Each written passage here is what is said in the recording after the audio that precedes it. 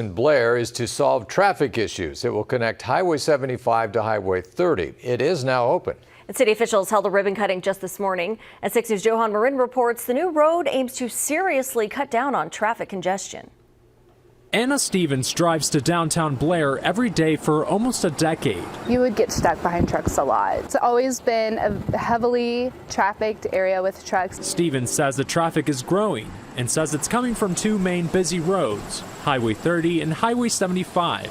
It's always been a concern to her. And we're a small town, so we have kids that like to ride bikes around town and all that. City officials are fully aware of the issue. They've been working on different ways to solve the problem since the 90s. One idea was building a bypass that now sits between the two highways. The whole intent of this is, as you can see, we got a lot of truck traffic in Blair, is to get that truck traffic off the downtown streets of Blair and make downtown more pedestrian friendly.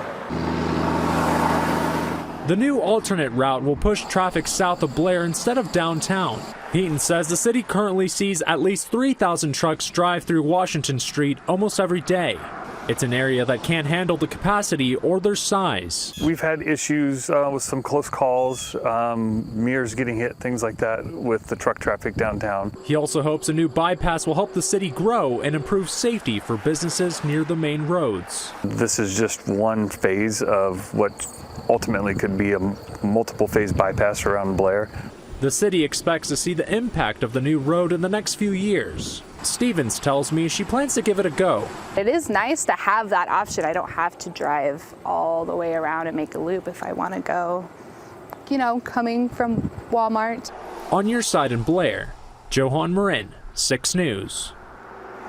The city of Blair will begin discussions about a bypass north on Highway 75. They say they hope this doesn't take as long to build as the south bypass.